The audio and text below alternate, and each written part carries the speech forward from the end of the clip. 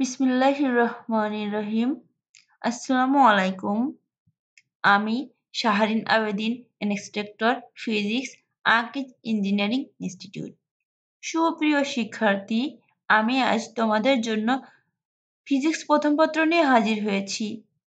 আমি আজ ফিজিক্স প্রথম পত্রের প্রথম অধ্যায়ের ভৌত জগৎ ও পরিমাপ নিয়ে আলোচনা করব। তো চলো শুরু করা যাক।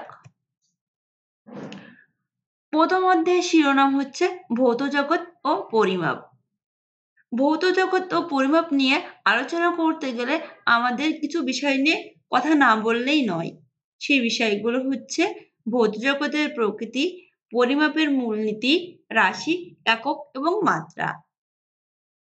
তো সংক্ষিপ্ত আলোচনাতে আমরা ভৌত জগতের প্রকৃতি, পরিমাপের মূলনীতি, রাশি এবং একক মাত্রা নিয়ে থাকবে। তো চলো শুরু করা যাক। প্রথমেই আমরা ভৌত জগতের প্রকৃতি নিয়ে আলোচনা করব। ভৌত জগৎ বলতে মূলত আমরা পৃথিবীকে বুঝিয়ে থাকি, যেখানে যেসব বস্তু জীবন নাই অর্থাৎ জড়, সেসব বস্তু নিয়ে আমরা আলোচনা করে থাকি। অর্থাৎ আমরা বলতে পারি যেসব জিনিসের জীবন নেই সেগুলো যে জগতের অন্তর্ভুক্ত, সেই জগৎটাই হচ্ছে ভৌত জগৎ। বিজ্ঞানের যে শাখায় আমরা পদার্থ শক্তি নিয়ে আলোচনা করে থাকি তাকে আমরা পদার্থবিজ্ঞান বলে থাকি। বিজ্ঞানের চাবিকাঠি হচ্ছে পদার্থবিজ্ঞান। পদার্থবিজ্ঞান হচ্ছে বিজ্ঞানের একটি মৌলিক শাখা, কেননা এর নীতিগুলো বিজ্ঞানের মৌলিক শাখা, মানে হচ্ছে পদার্থবিজ্ঞান থেকে অন্যান্য শাখাগুলোর উৎপত্তি। এর নীতিগুলোই বিজ্ঞানের অন্যান্য শাখাসমূহের ভিত্তি তৈরি করেছে।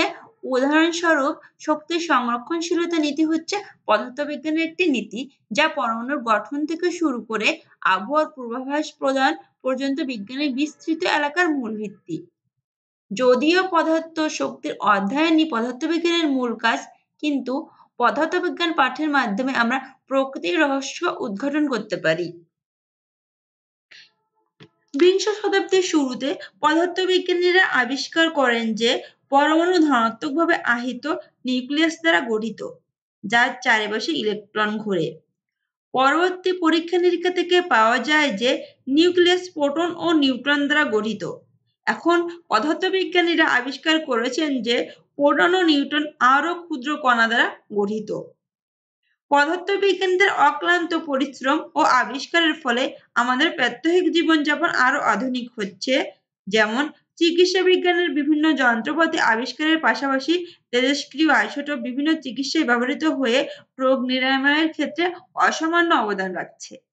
বিংশ শতাব্দীতে পদার্থবিজ্ঞানের আরেকটি গুরুত্বপূর্ণ অগ্রগতি মহাশূন্যে অভিযান। চাঁদে মানুষের পদার্পণ থেকে শুরু করে মঙ্গল গ্রহে অভিযান সহ মহাশূন্য স্টেশনে মাসের পর মাস মানুষের বসবাস জ্ঞানের ক্ষেত্রে অসামান্য অগ্রগতি। কৃত্রিম উপগ্রহ আবহাওয়ার পূর্বাভাসদানে কিংবা যোগাযোগকে সহজ করতে চমৎকার অবদান রাখছে। বিভিন্ন ইলেকট্রনিক্স যন্ত্রপাতি আমাদের দৈনন্দিন জীবনে নিয়ে এসেছে বিপ্লব, পাল্টে দিচ্ছে জীবন প্রণালী। Radio, television, digital camera, mobile phone, iPad আর কম্পিউটারের কথা এখন ঘরে ঘরে। বিভিন্ন ইলেকট্রনিক্স সরঞ্জাম ও কম্পিউটার মানুষকে এনে দিয়েছে আধুনিক জীবনযাপনের সুযোগ সুবিধা। তাহলে দেখো, আমরা ভৌত জগতের প্রকৃতি নিয়ে আলোচনা করতে যে দেখলাম যে ভৌত জগৎ বলতে মূলত আমরা পৃথিবীকেই বুঝিয়ে থাকি, যে জগতে কোনো জড় পদার্থ নিয়ে আলোচনা করা হয়ে থাকে বা যে জগতে কোনো জড় পদার্থের অবস্থান আমরা অন্তর্ভুক্ত করে থাকি, তাই হচ্ছে কি ভৌত জগৎ। আরো একটা জগৎ কিন্তু আছে, সেই জগৎটা হচ্ছে কি জীব জগৎ, যে জগতে জীবজন্তুর গঠন প্রণালী নিয়ে আলোচনা করা হয়ে থাকে, তা হচ্ছে কি জীব জগৎ। ভৌত জগতের সবচেয়ে মোস্ট ইম্পর্ট্যান্ট বিষয় হচ্ছে পদার্থবিজ্ঞান। এই পদার্থবিজ্ঞান থেকে পৃথিবীর উৎপত্তি এবং অন্যান্য যে বিজ্ঞান রয়েছে তার সম্পর্কে আমরা ধারণা লাভ করতে পারি। তো চলো এরপরে আমরা আমাদের পরবর্তী বিষয় নিয়ে আলোচনা করি। পরবর্তী টপিক ছিল আমাদের কি পরিমাপের মূলনীতি। পরিমাপটা আসলে কি? পরিমাপের মূলনীতি জানার আগে আমাদের কি পরিমাপটা কি সেটা সম্পর্কে জানতে হবে। আসলে কি যে পরিমাপটা হচ্ছে কোনো কিছুর পরিমাণ নির্ণয় করা। পরিমাণ নির্ণয় করলে সেটা হচ্ছে কি পরিমাপ। তাহলে আমরা বলতে পারি কোনো কিছুর পরিমাণ নির্ণয় করাকে বলা হয় পরিমাপ। যেমন আমরা উদাহরণ হিসেবে ধরতে পারি, কামালের বাড়ি থেকে স্কুলের দূরত্ব ৭০০ মিটার। জামাল দোকান থেকে ৫ কিলোগ্রাম চাল আনলো। রিতার ক্লাস থেকে অফিস রুমে আসতে সময় লাগে ৫০ সেকেন্ড। এখানে ৭০০ মিটার হচ্ছে কি বাড়ি থেকে স্কুলের দূরত্ব বা স্কুলের পরিমাণ। ৫ কিলোগ্রাম হচ্ছে কি ভরের পরিমাণ, ৫০ সেকেন্ড হচ্ছে কি সময়ের পরিমাণ। তাহলে আমরা দেখছি কি যে কোনো কিছুর পরিমাণ নির্ণয় করাকে বলা হচ্ছে কি পরিমাপ।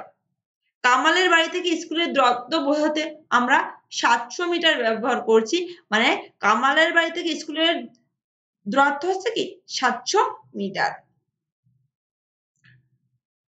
তারপরে কি আমরা ভরকে বোঝাতে ব্যবহার করছি কি কিলোগ্রাম, সময়কে বোঝাতে ব্যবহার করছি কি সেকেন্ড। কোনো কিছুর পরিমাণ নির্ণয় করতে হলে দুটি জিনিসের প্রয়োজন। দেখো দূরত্ব বোঝাইতে গেলে আমরা বলছি কি ৭০০ মিটার, তাহলে কি দুইটা বিষয় আসে না? দেখো ৭০০ কি একটা সংখ্যা আর মিটার মানে কি একটা একক। তাহলে কোনো কিছুর পরিমাণ নির্ণয় করতে হলে দুইটা জিনিসের প্রয়োজন, একটা হচ্ছে কি সংখ্যা, অন্যটি হচ্ছে কি একক। যে কোনো পরিমাণের জন্য প্রয়োজন একটি আদর্শ পরিমাণের। যে কোনো পরিমাপের জন্য প্রয়োজন একটি আদর্শ পরিমাণের, যার সাথে তুলনা করে পরিমাপ করা যায়। পরিমাপের এই আদর্শ পরিমাণকে বলা হয় পরিমাপের একক। মনে করি কোনো লাঠির দৈর্ঘ্য ৪ মিটার। এখানে মিটার হচ্ছে কি দৈর্ঘ্যের একক। তাহলে আমরা দেখছি কি যে পরিমাপের মূলনীতি সম্পর্কে কি জানলাম, যে কোনো কিছুর পরিমাণ নির্ণয় করাকে বলা হচ্ছে পরিমাপ। কোনো কিছুর পরিমাণ নির্ণয় করতে গেলে আমরা দুইটা জিনিস ব্যবহার করছি, একটা সংখ্যা আর একটা একক। এরপরে আমরা আলোচনা করব এই পরিমাপকে আমরা আন্তর্জাতিকভাবে স্বীকৃত কয়েকটি একক দ্বারা পরিমাণ করে থাকি। সেই এককগুলো কি? দৈর্ঘ্যকে আমরা পরিমাপ করতে গেলে ব্যবহার করি মিটার। আন্তর্জাতিকভাবে স্বীকৃত একক হচ্ছে কি মিটার, দৈর্ঘ্যের একক মিটার। কিন্তু দৈর্ঘ্যকে আমরা কিন্তু কিলোমিটার, সেন্টিমিটার, ফুট এগুলো দিয়েও কিন্তু ব্যবহার করতে পারি। কিন্তু আন্তর্জাতিকভাবে স্বীকৃত যে এককটা, সেই এককটা হচ্ছে কি মিটার। এজন্য আমরা দৈর্ঘ্যকে পরিমাপ করার জন্য মিটার ব্যবহার করে থাকি। ঠিক সেইভাবে ভরের ক্ষেত্রে আমরা কিলোগ্রাম ব্যবহার করি, সময়ের ক্ষেত্রে সেকেন্ড ব্যবহার করি, তাপমাত্রার ক্ষেত্রে ব্যবহার করি কি কেলভিন। তাপমাত্রা দেখো, তাপমাত্রা পরিমাপের ক্ষেত্রে কিন্তু আমরা সেলসিয়াস, সেন্টিগ্রেড, ফারেনহাইট, র‍্যাঙ্কিং, রোমার অনেকগুলো স্কেল কিন্তু ব্যবহার করে থাকি। কিন্তু আন্তর্জাতিকভাবে স্বীকৃত স্কেলটা হচ্ছে কি কেলভিন। তড়িৎ প্রবাহ পরিমাপের ক্ষেত্রে আমরা ব্যবহার করি অ্যাম্পিয়ার। দীপন তীব্রতার ক্ষেত্রে ব্যবহার করি আমরা ক্যান্ডেলা। পদার্থের পরিমাণের জন্য আমরা ব্যবহার করি কি মোল। তাহলে আমরা দেখছি কি যে আন্তর্জাতিকভাবে স্বীকৃত যে এককগুলো আমরা পরিমাপের ক্ষেত্রে ব্যবহার করে থাকি, সেগুলো হচ্ছে দৈর্ঘ্যের জন্য মিটার, ভরের জন্য কিলোগ্রাম, সময়ের জন্য সেকেন্ড, তাপমাত্রার জন্য কেলভিন, তড়িৎ প্রবাহের জন্য অ্যাম্পিয়ার, দীপন তীব্রতার জন্য ক্যান্ডেলা, পদার্থের পরিমাণের জন্য কি মোল। এরপরে আমরা রাশি নিয়ে আলোচনা করব। তো জেনে নিই আমরা রাশি কাকে বলে। ভৌত জগতে যা কিছু পরিমাপ করা যায় তাকে আমরা রাশি বলি। ভৌত জগতে যা পরিমাপ করা যাবে তাই রাশি, যা পরিমাপ করা যাবে না তা রাশি না।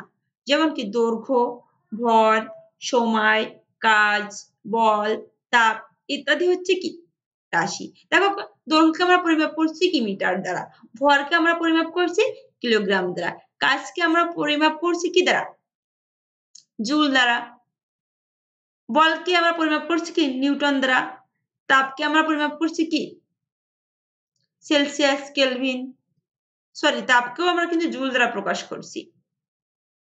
তাহলে আমরা দেখছি কি যে ভৌত জগতে যা কিছু পরিমাপ করা যায় তাকে রাশি বলে।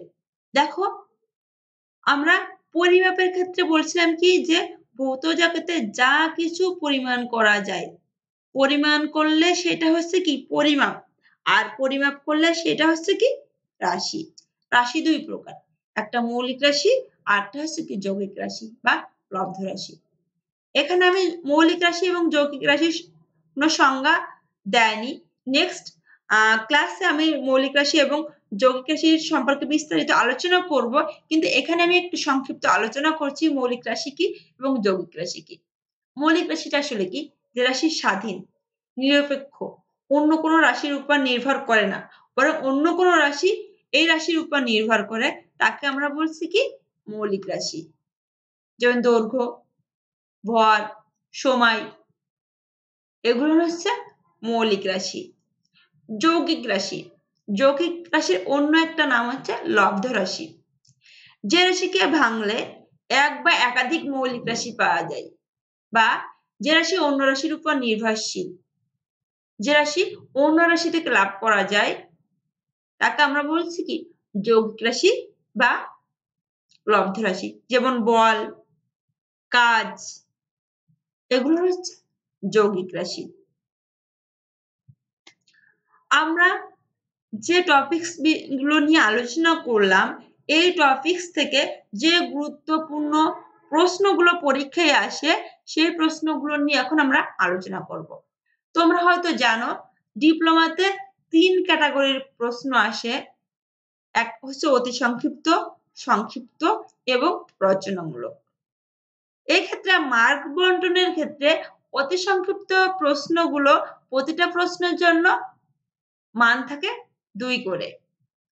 সংক্ষিপ্ত প্রশ্নের জন্য থাকে 3 করে। প্রতিটা প্রশ্নের মান হচ্ছে 3 এবং রচনামূলকের ক্ষেত্রে হচ্ছে প্রতিটা প্রশ্নের মান থেকে 8 করে। এইভাবে তোমার রচনামূলক প্রশ্ন লিখতে হয়, সংক্ষিপ্ত প্রশ্ন লিখতে হয় এবং অতি সংক্ষিপ্ত প্রশ্ন লিখতে হয়। সেক্ষেত্রে তোমাদের রিটেন পরীক্ষার জন্য টোটাল মার্কস থাকে 90। তো আজ আমি ওইখান থেকে একটা ক্যাটাগরি নিয়ে আলোচনা করছি, সেটা হচ্ছে কি অতি সংক্ষিপ্ত। আমি যতটুকু টপিকস নিয়ে আলোচনা করছি, এই টপিকস গুলোর ভিতর থেকে যে গুরুত্বপূর্ণ প্রশ্নগুলো উঠে আসছে, সেগুলোর প্রশ্ন এবং উত্তর আমি একসাথে দিচ্ছি। দেখো, প্রথমেই আমরা দেখছি পরিমাপ কি।